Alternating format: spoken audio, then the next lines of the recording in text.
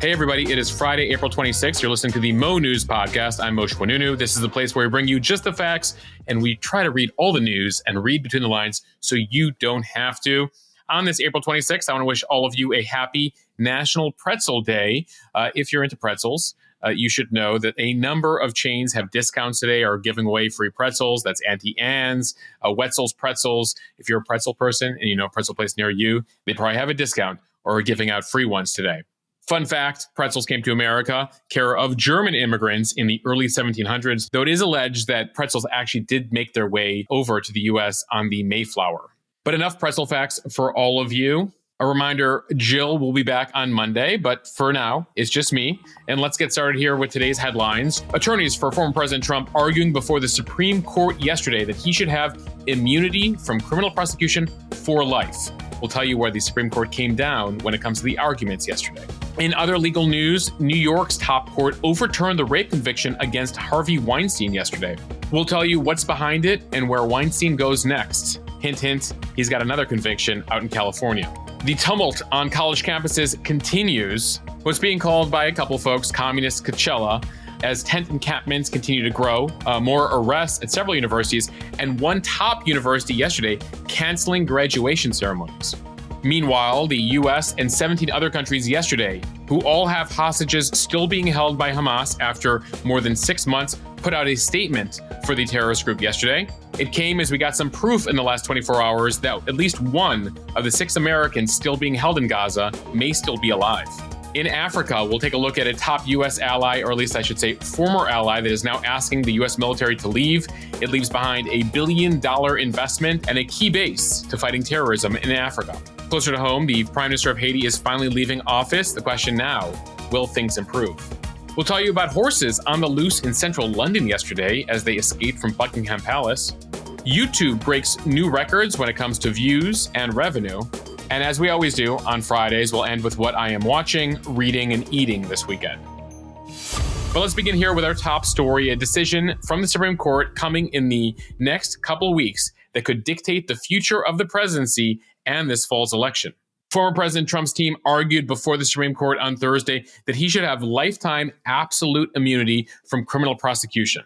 Their argument, anything done as president should not be prosecutable. The only way to prosecute him is by impeaching and convicting him through Congress. The Supreme Court heard these arguments yesterday, and while it does not appear they're going to grant him total latitude, absolute lifetime immunity, the conservative majority on the court does appear to be ready to protect the power of the presidency and grant some immunity after a president leaves office. The argument from the Trump team when they said he should have absolute immunity is that future presidents could be subject to politically motivated prosecutions, or the fact that they could face criminal prosecution in the future could hamstring decisions while they're in office. Trump's team arguing this limits the power of the presidency. At the same time, you had the special prosecutor, Jack Smith, who is charged Trump with 2 different crimes, the classified records indictment down in Florida, as well as election interference in the 2020 election. Their argument is that once a president leaves office, they're just like any other individual, and they should have to face consequences for their actions. Trump is pushing this case in particular against the 2020 election case that alleges that he conspired to overturn the results of the election while he was still in office. Remember the lead up and the result of January 6th. A reminder that the Supreme Court currently has 3 liberals and 6 conservatives seated on the court. Of those 6 conservatives, 3 of them were appointed by President Trump. The justices heard the case yesterday over a couple hours. They will now have the next couple months to make their decision. Remember, they typically announce all their big decisions at the end of June, early July every term. And based on the arguments, this is reading into their questions and comments during the arguments, it does appear that, again, the court is skeptical of the idea of sweeping presidential immunity. However, at the same time, they do appear to be sympathetic here to Trump's argument about not limiting or paralyzing future presidents and their decisions because of the fear of future prosecution. The big question at stake here for the court, personal acts versus official acts, as in, if a president was to drunk drive and hit someone, they should be liable for that in a personal act. But if they conduct an official act, that should be immune from prosecution. The question, of course, determining whether the alleged election interference that took place in the fall of 2020 was an official act or a personal act, and where should the line be drawn between the two? The liberal justices, the three justices, all asking questions and delivering similar arguments before the court yesterday that if they decide that presidents can never face prosecution, that could, quote, turn the Oval Office into the seat of criminal activity. Notably, several of the conservative justices suggested that this might actually need further lower court proceedings to determine Trump's private acts, his personal acts, from his official ones. The translation there. This could mean the trials that Trump faces in regards to election interference will not take place before this November's election and may never take place, especially if he is reelected. He will have control over the Justice Department again and can easily throw out that federal election interference case. Now to another major legal story we were watching yesterday. Harvey Weinstein's 2020 rape conviction overturned yesterday in New York, making way for a potential new trial. The highest court of New York, the State Court of Appeals, found that the judge in that landmark 2020 case prejudiced Weinstein with improper rulings, including a decision to let women testify about allegations that were not specifically part of the case, essentially saying too many women testified, including several of whom were not part of the case, and that biased the jury against Harvey Weinstein. New York's highest court deciding in a 4-3 decision, interestingly, including several female justices on either side of the ruling. The decision reading in part, we conclude that the trial court erroneously admitted testimony of uncharged, alleged prior sexual acts against persons other than the complainants of the underlying crimes. The remedy for these egregious errors, a new trial. A reminder that Weinstein was accused of rape, sexual assault, and misconduct by more than 80 different women, though the trial from a few years ago was focused on 2 different victims. Again, the judge deciding in that case to hear from more than those 2 victims. Now the highest court saying they shouldn't have made that decision. A reminder, 4 years ago, Weinstein was found guilty on 2 of 5 counts, including criminal sexual act in the first degree, as well as rape in the third degree. He was sentenced in New York to 23 years in prison and has been serving that sentence for the last couple years. Now, again, the ruling from the top court in New York said that a number of mistakes were made by the judge in this case. It was an unfair trial, and Weinstein must be tried again. Though the dissent in this case, also notable, Judge Madeline Singas, she was one of the female justices who voted against this ruling yesterday. She accused the majority of, quote, whitewashing the facts to conform to a he said, she said narrative and failing to recognize that the jury was allowed to consider Weinstein's past assault. So certainly a hotly debated topic there, a 4-3 decision from New York's top court. What does it mean now? Well, it did send shockwaves. Victims speaking out yesterday, frustrated that the issue with Weinstein was that there were too many women alleging various criminal acts, and that is actually the reason why this was overturned. Several of those women not part of that case. Harvey Weinstein himself, now 72 years old, technically a free man in New York, but where he's not a free man, California.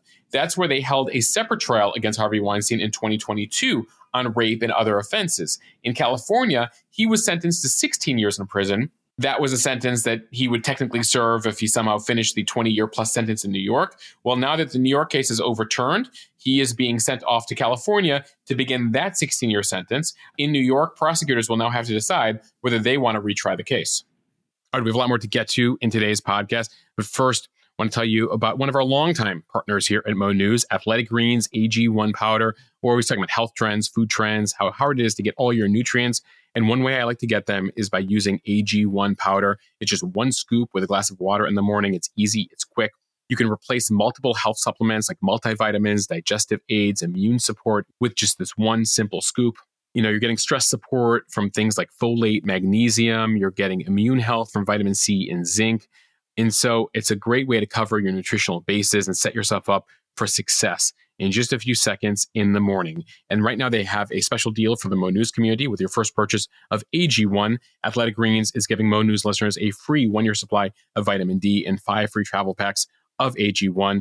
Visit drinkag1.com/Mo News. That is drink A, the letter G, 1, the number 1.com/Mo News. drinkag1.com/Mo News to take advantage of this offer and really start to take ownership of your health.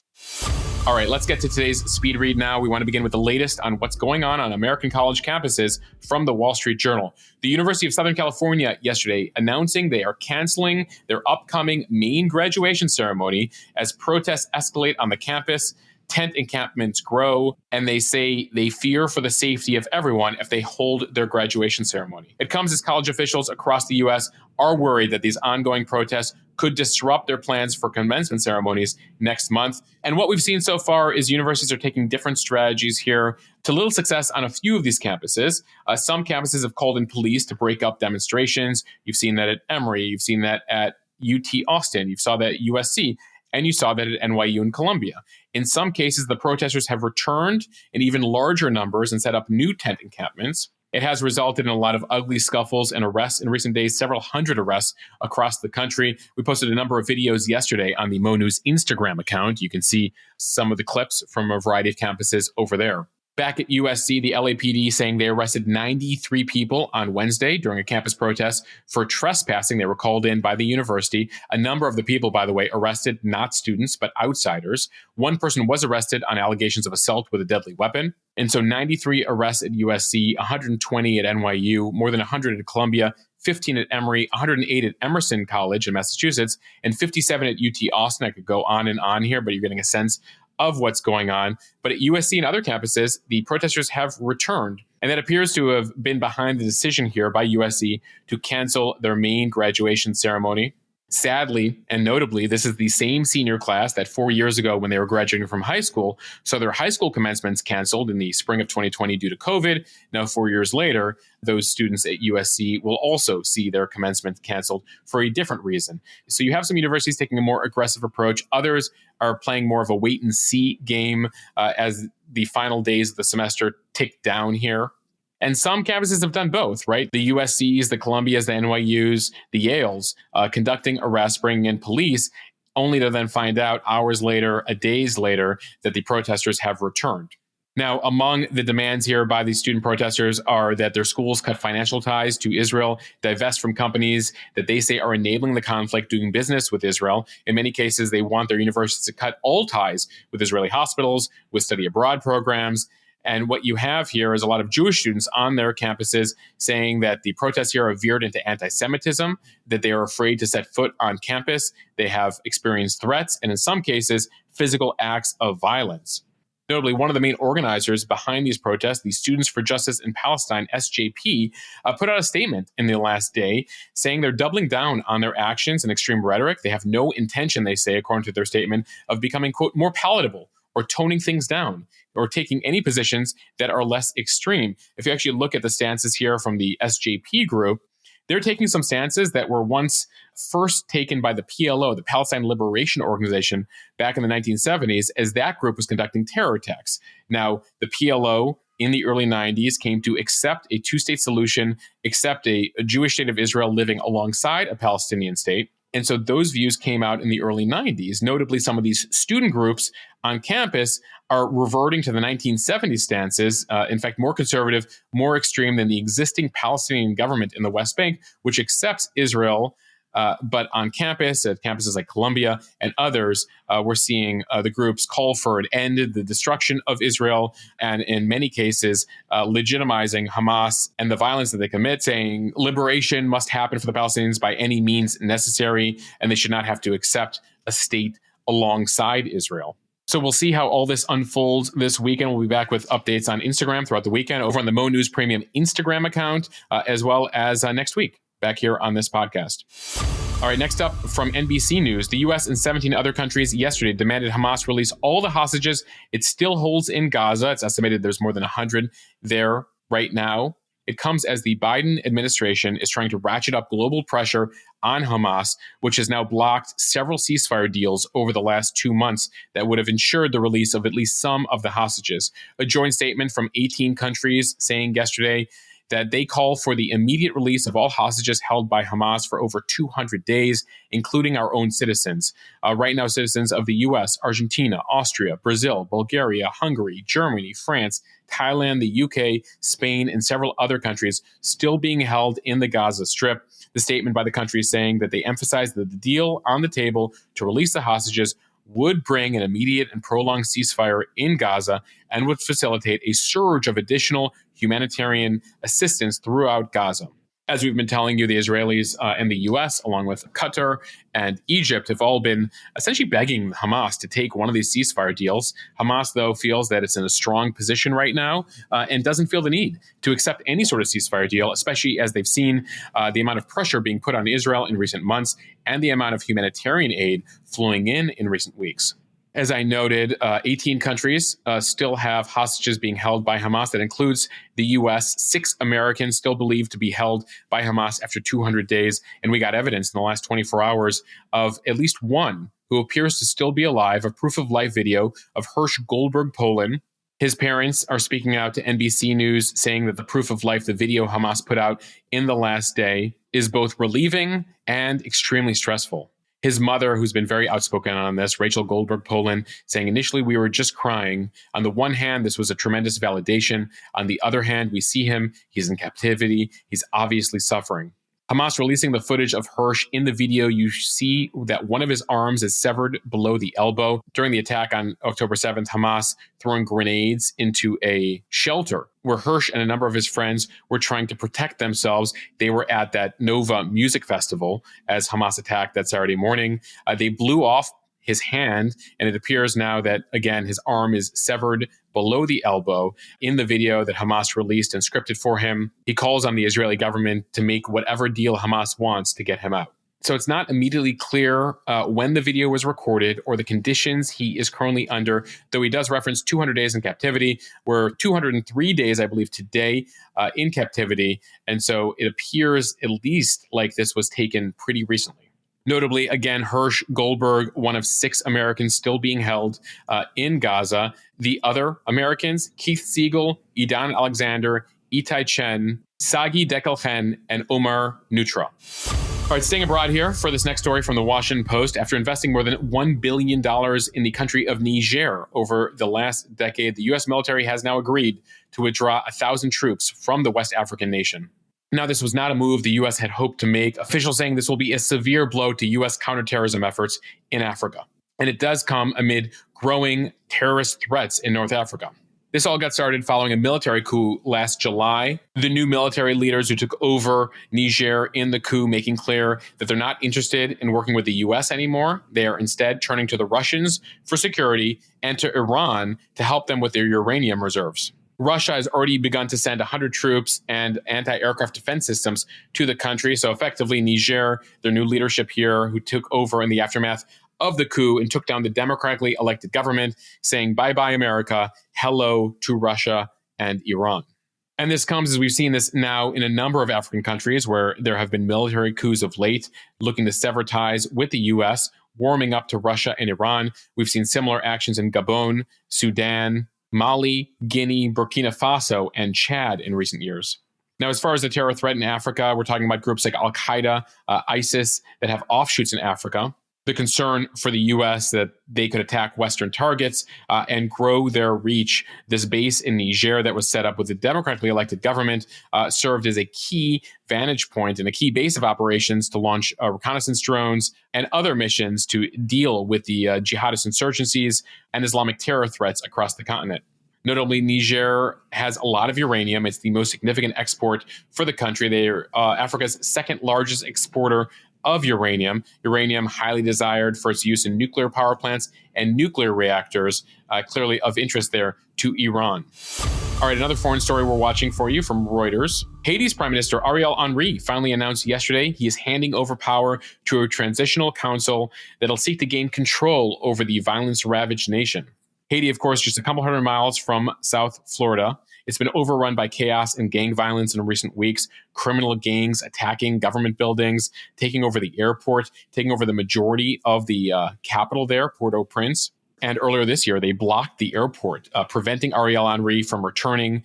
He was a very controversial prime minister who was never elected. He took over after the last leader was assassinated. Eventually, the U.S. and the rest of the world telling Henry in recent weeks, hand over the keys.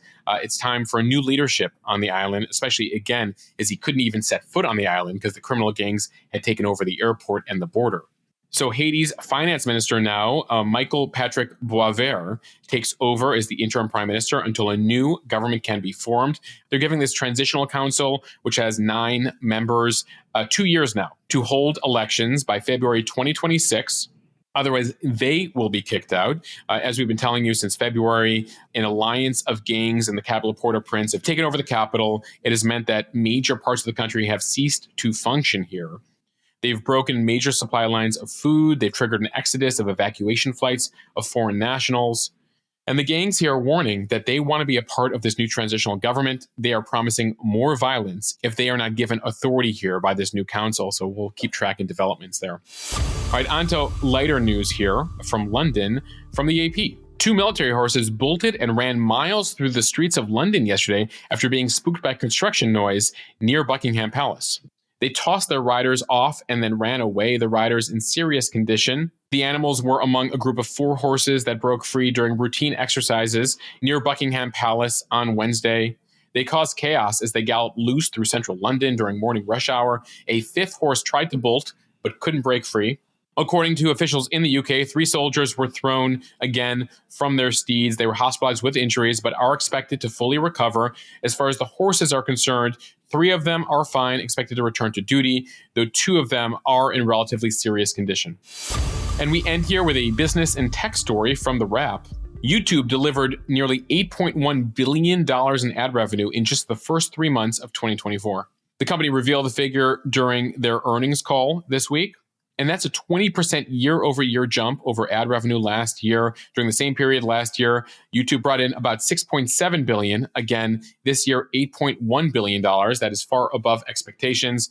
Officials saying at YouTube that more people are creating content on YouTube than ever before. We should note, by the way, you can get this podcast daily over on the Mo News YouTube page. So make sure to subscribe to our YouTube page. YouTube's also seeing great success with what they call YouTube Shorts. These are their short TikTok Reels style videos. Shorts grew 50% year over year. They have now hit 3 million Shorts pages. Again, these are videos that are 1 minute or less. In the past 3 years, YouTube says that their monetization platform, helping creators, has paid out $70 billion to creators, artists, and media companies. Though we should note, you still have to hit millions and millions of views on YouTube to at least make a couple $1,000s. So YouTube seeing major growth here, major ad growth, and YouTube Shorts, these short form videos, they believe are key to their future. All right, we end here as we always do, though it's just me today. So cheers to the freaking weekend. What I am watching, reading, and eating this weekend. Jill will be back next Friday so we can have our normal back and forth. I saw that Conan O'Brien has a new travel series on Max, so I'm looking forward to checking that out. As far as what I'm reading today, there's a link in the show notes. George Packer, a great writer over at the Atlantic Monthly, has a piece on how the leftist education on college campuses has broken higher education, that universities recently have not trained their students to actually talk to one another. It explains a bit of what we're seeing in recent weeks. And finally, what I'm eating this weekend as the Passover holiday continues, and I abstain from leavened bread for 8 days. My wife, Alex, made some incredible spaghetti squash matzah pizza with tomato sauce. You can check out her Instagram page for the details, but that's what I'm eating this weekend. All right, I want to thank all of you for listening to the Mo News podcast. It comes as we celebrate our 1-year anniversary of Mo News Premium, so look out for some special deals next week as we celebrate 1 year of Mo News Premium. About 6,000 of you are Mo News Premium members, so we appreciate all of you. It enables us to continue to grow what we're doing here at Mo News. You get access to the members-only Instagram account, weekend news coverage. You should join right now at mo.news/premium to make sure you stay up to date with the news all weekend. We also have a weekly news quiz. We have a special podcast quiz we'll put on the main page today. And of course, our premium podcast where you get all interviews and exclusive episodes first. All right, everyone. I'll see you back here on Monday. Thanks for listening to the Mo News podcast.